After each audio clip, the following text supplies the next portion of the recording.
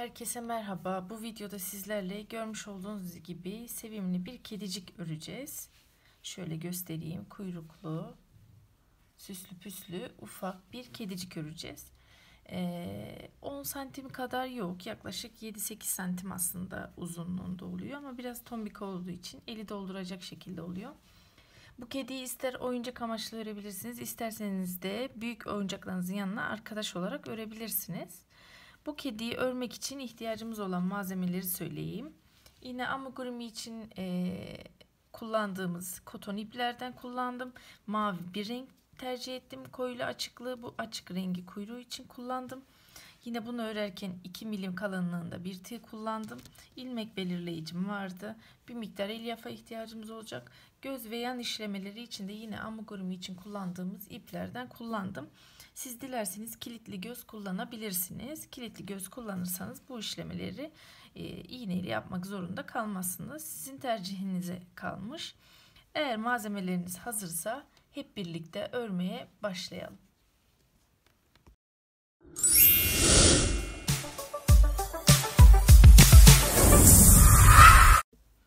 Evet, zemin için kullanacağımız renkle tığımızı aldık. Hazırsak hep birlikte başlıyoruz.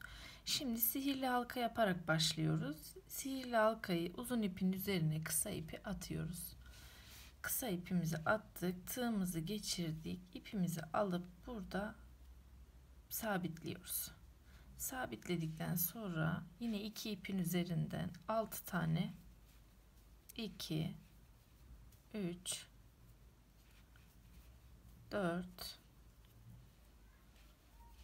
5 6 tane sık iğnemi yaptım. 2 4 6. Şimdi sihirli halkamı sıkıca kapatıyorum. Sihirli halkamı sıkıca kapattım. Her ilmeğin içerisine çift batıp ilmek sayımı 12'ye çıkartıyorum. 1 2. Yine yandaki sık iğnenin içerisine çift batıp sıra sonuna kadar aynısını yapıp sıra sonunda ilmek sayımız 12 olacak. Çift battım.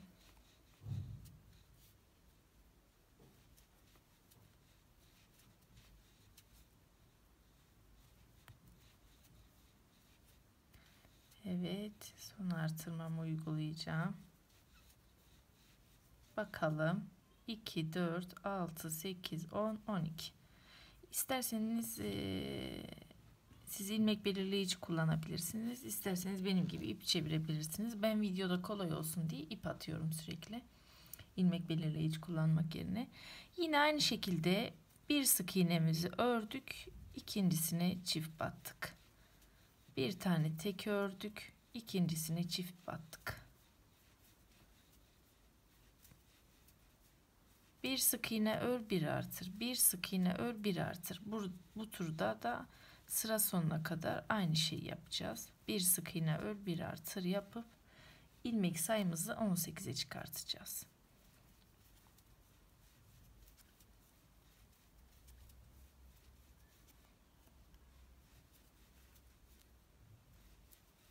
Evet, bu turu da tamamladım. Şimdi bu turdan sonra da 2 sık iğne ör, bir artır yapacağız. 2 sık iğneyi ördüm.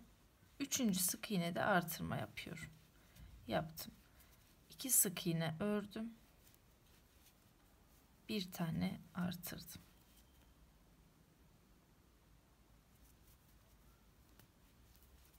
Burada artırdık.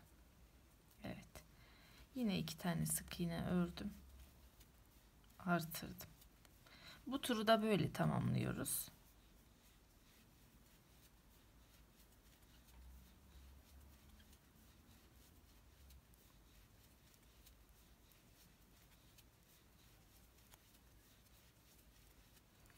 Evet, son artırma işlemi uyguluyorum şu an. 2 tane tek ördüm. 3. de çift battım. Şimdi bu işlemi 5 sık iğne ör, bir artır tamamlayana kadar yapacağız. İlmek sayımız 42'ye ulaşmış olacak. Şimdi 2 sık iğne ör, bir artır turunu tamamladık. 3, 4 ve 5. 3 tur daha artırma işlemi uygulayacağız sırayla. 3 kez ör, 1 artır, oturu tamamla. 4 kez ör, 1 artır, oturu tamamla. 5 kez ör, 1 artır, oturu tamamlayana kadar tekrar edip toplam ilmek sayımızı 42'ye ulaştıracağız. Şimdi artırma işlemlerini tamamlamak için örmeye devam edelim.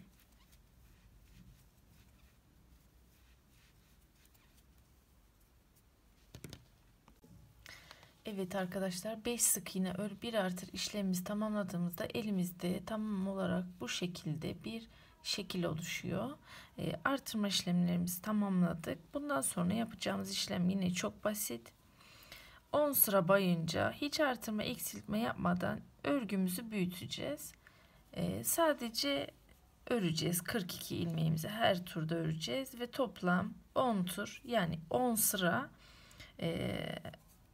örgümüzü örmüş olacağız. Devam edelim. Dediğim gibi düz sık iğne artırma eksiltme yapmayıp toplam 10 sıra öreceğiz. Ördükten sonra tekrar buluşup eksiltme işlemlerimizi yapıp sonra kedimizin diğer aksesuarlarını öreceğiz, vücudunu.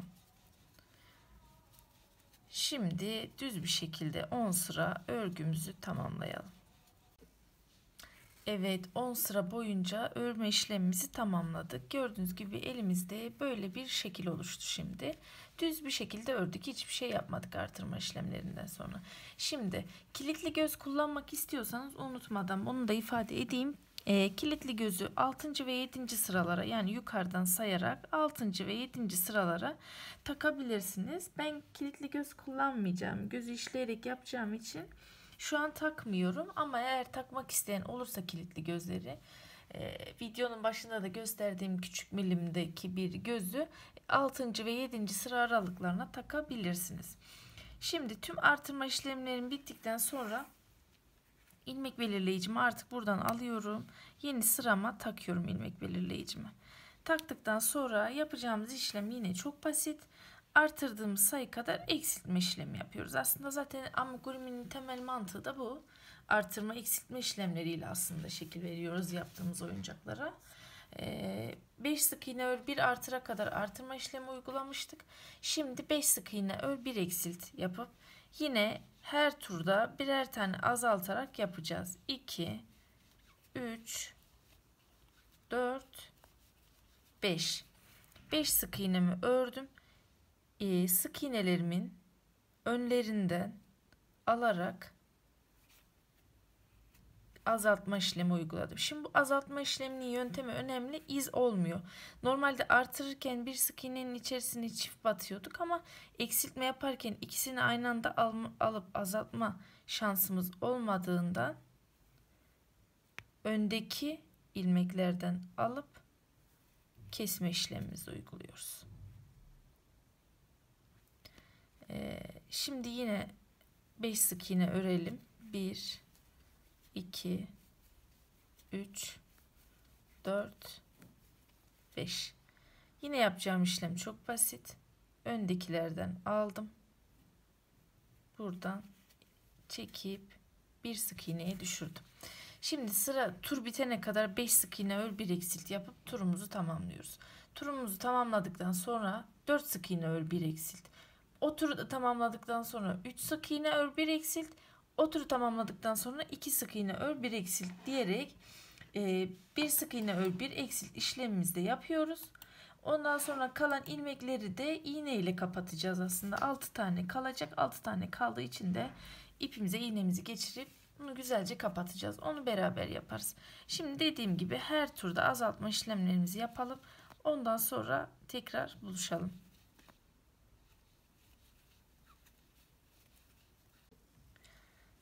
Evet, azaltma işlemleri uyguladım. 2 sık iğne ör 1 eksilti de tamamladım. Şu an elimde gördüğünüz gibi böyle top gibi bir şeklimiz var.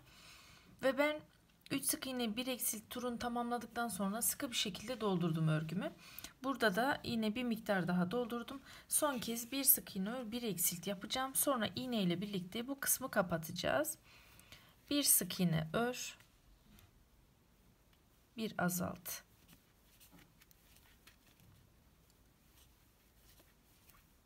Bir sık iğne ör, bir tane azalt. bir sık iğne ör, bir tane azalt, yine aynı şekilde bir sık iğne ör, bir azalt, son kez bir sık iğne ör, bir azalt yaptım. İyice sıkı bir şekilde dolu olduğundan emin oluyorum. Çünkü hani şekli şöyle düzgün dursun istiyoruz. O yüzden gördüğünüz gibi top gibi bir şekli var. Şimdi bir miktar uzun kesip ipimi çıkarıyorum. İpimi çıkardıktan sonra bir iğne yardımıyla burayı kapatacağız.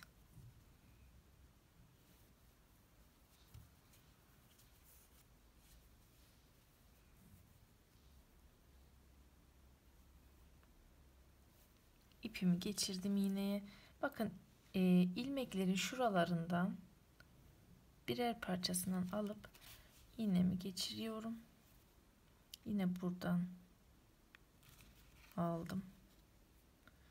Buradan aldım.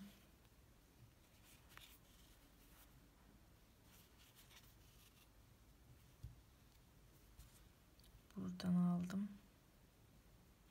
Buradan da aldım. Son kez çekiyorum ve gördüğünüz gibi 0'a 0 örgümü kapatmış oldum. Bu önemli. Düzgün de durmasını sağlıyor. O yüzden tüm örgülerinizin kapatma yöntemi olarak bunu kullanabilirsiniz. Ve ipimi şöyle oyuncağımın içerisinde biraz dolaştırıyorum. Sonra bu arta kalan kısmını da kestim. Kestikten sonra son olarak elimde böyle bir şekil oluştu.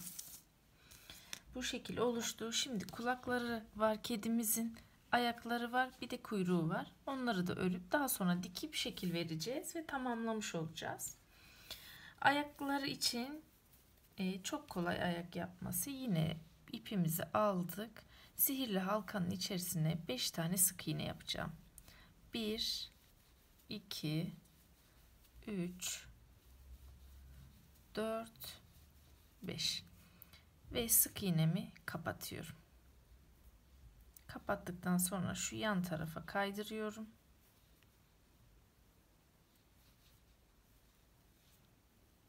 Ve ayağımı oluşturmuş oluyorum. Bakın şöyle küçük minicik bir ayak yapmış olacağız kedimiz için. Bundan 2 tane yapacağız. Biraz uzun keselim. Dikiş için kullanacağız çünkü.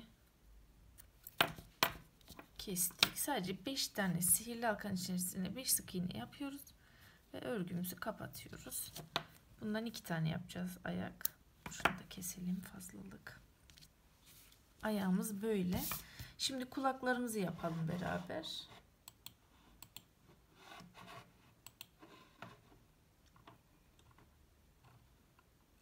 Kulaklarımız için de yine kullandığımız mavi renkteki ipimizi alıyoruz. Aldık. Sihirli halkanın içerisine 4 tane sık iğne yapıyorum. Şimdi 1 2 3 4 sık iğne yaptım. Sihirli halkamı kapattım. Bir sık iğne ör, bir artır yapıyorum şimdi. İlmek sayımı 6'ya çıkaracağım aslında. Burada artıralım. Daha kolay olur. Önce burada bir tane artıralım. 1 2 bir tane artırdım.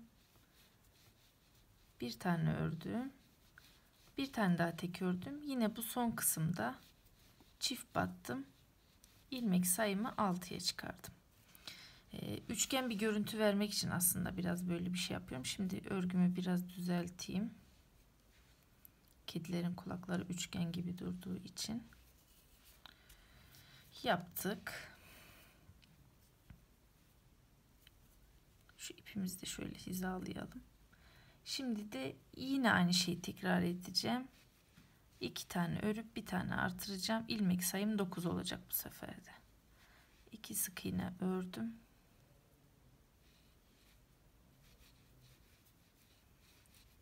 Çift battım. Yine 2 tane sık iğne ördüm. Buraya da çift battım. İlmek sayımı 9'a çıkardım. Şimdi yine aynı şeyi devam ettireceğim. İlmek sayımı 12'ye çıkartacağım.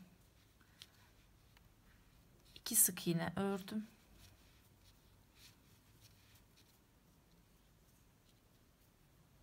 Bu sefer 2 tane üst üste artırıyorum. 1 artırdım. Yanındaki yere de 2 tane artırdım. Şimdi yine aynı işlemi yapacağım son kez.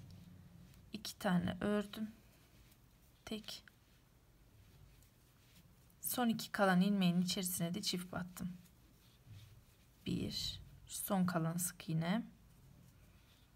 Buna da bu şekilde çift batıp ilmek sayımı 12'ye çıkardım.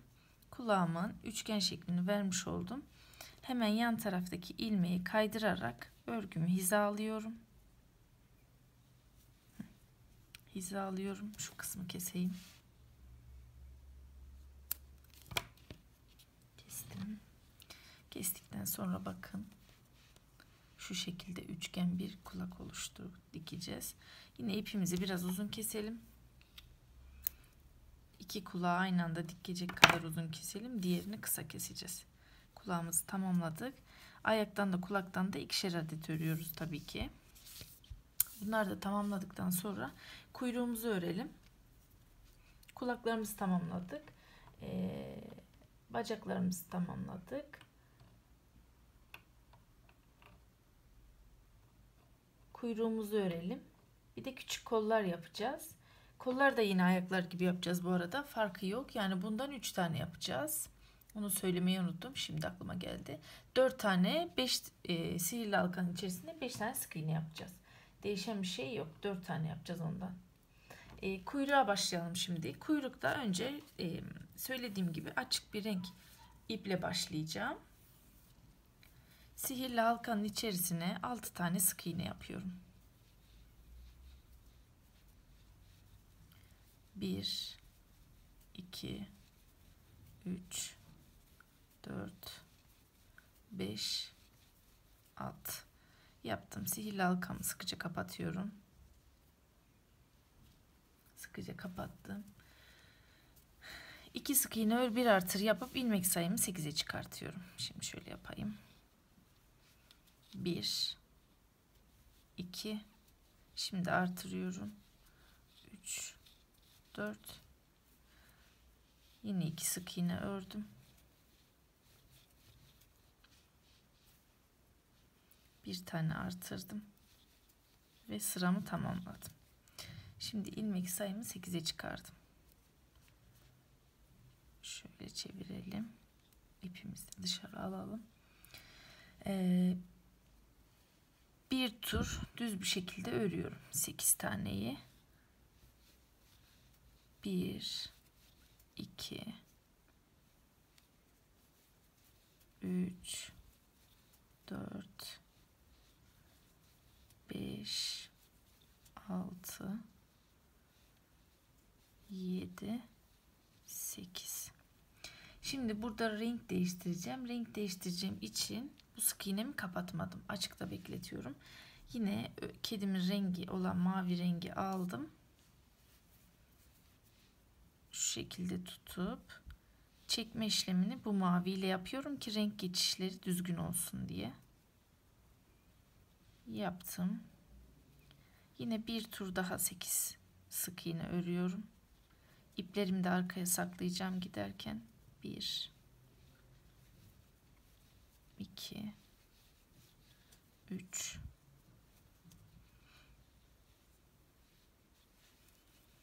4 5 6 7 ve 8. İsterseniz ikili ikili değiştirerek de yapabilirsiniz. İsterseniz ucu sadece mavide kalabilir bu şekilde. İkili ikili değiştirecek olursanız o sayıları ayarlayarak yapabilirsiniz. Ama tek renk olsun diyorsanız benim gibi ucunu mavi yapıp örmeye bu iple devam edebilirsiniz. Ben öyle yapacağım şu anda. Renk değiştirdik ve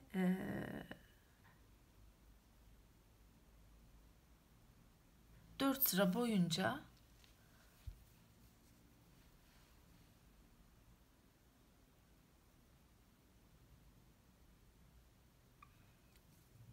boyunca düz bir şekilde öreceğim. Hiç artırma eksiltme işlemi yapmadan kuyruğumu tamamlamış olacağım. Sonra parçaları örme işlemine geçeriz. Parçaları ördükten dikme işlemine geçeriz. Parçaları diktikten sonra da yüz işlemelerini yaparız beraber. Zaten gözlerini siz kilitli göz kullanıp taktıysanız göz işlemesi yapmanıza gerek kalmayacak. Bunu bitirelim. Sonra dikiş yapacağımız yerleri göstereyim. Dikişlerimizi tamamlayalım.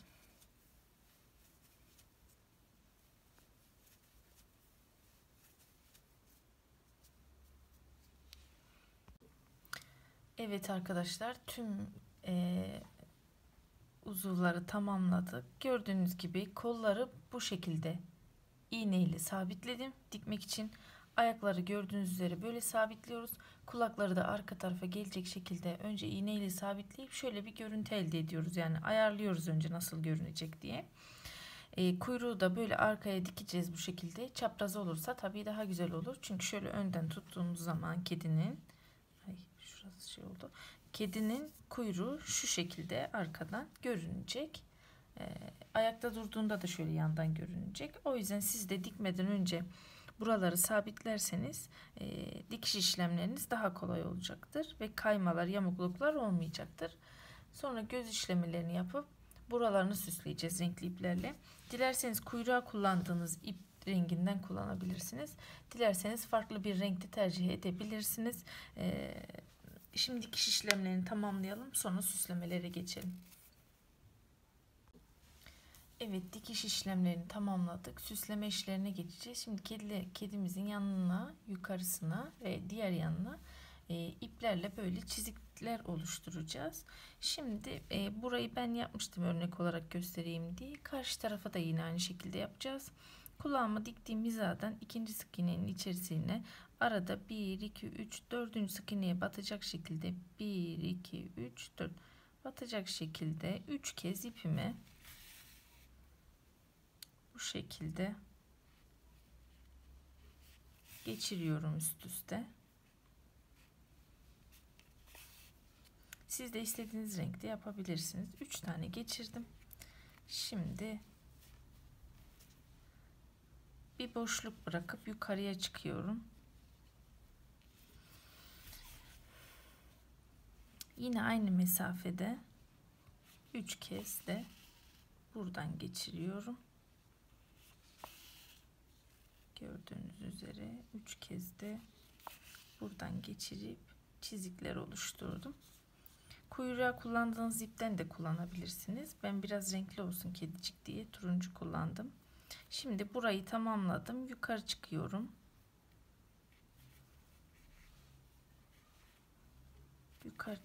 Yukarıya da 3 tane yapacağım. Gözün hizasından ortadan bir de bu hizadan yapalım. Hemen bir yana kayayım. Kaydım. Yine aynı göz kararı bir mesafede kediciğin çizgilerini oluşturabiliriz. Bunda 2'şer tane de yapabiliriz aslında. 3 tane yapacağız ya zaten. Bir tık daha aşağıdan çıkalım.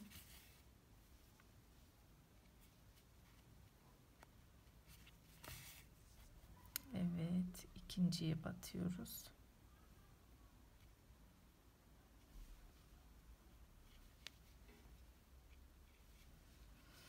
İki boşluk bırakmışım. 1, 2 buradan çıkıyorum.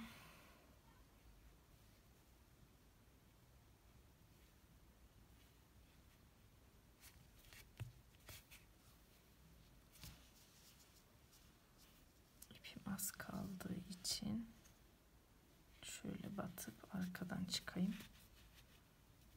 Ve bu üstteki süslemeyi de tamamlamış olayım. Şu şekilde bir görüntüsü oluyor. Siz isterseniz kilitli gözleri de dediğim gibi sanırım 6. ve 7. sıralarda oraya takabilirsiniz. Süslemelerimiz de böyle. Buraya ince siyah iple kirpik gibi bir işleme de yapacağız. İnce siyah bir ip alıp onu da gösterdikten sonra kedimizi tamamlamış oluyoruz. Yine iğneme ince siyah bir ip geçiriyorum. Düğüm atayım şöyle. Şuralara bıyık olacak şekilde şöyle girelim. Şuradan çıkalım.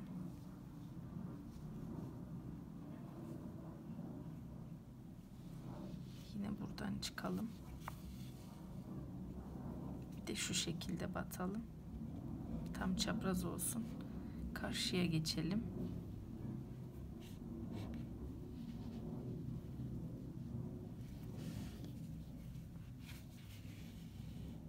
Böyle gördüğünüz gibi kirpik tarzı çizikler de oluşturabiliyoruz.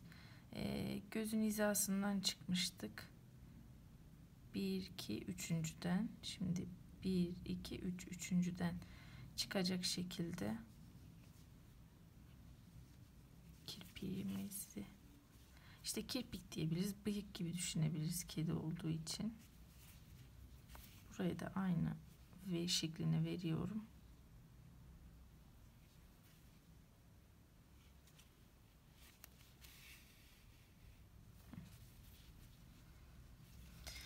Kedimi biraz tamamlamış oluyorum. Dediğim gibi siz farklı renklerde kullanabilirsiniz. Bıyığını da yine aynı şekilde buradan yapıyoruz. Kuyruğunu da dik dik sabitledik gördüğünüz gibi. Ve örgü kedimizin süslemelerini de tamamlamış olduk. Son hali gördüğünüz gibi bu şekilde. Yukarıdan görünüşü, şu da şöyle tepeden görünüşü. Sevimli kedi örgü tarifimizi tamamlamış olduk. Umarım keyifli bir örgü süreci olmuştur sizin için. Videomu izlediğiniz için teşekkür ederim. Beğendiyseniz beğen butonuna basmayı, abone olup bana destek olmayı unutmayınız. Başka videolarda görüşmek dileğiyle. Şimdilik hoşça kalın.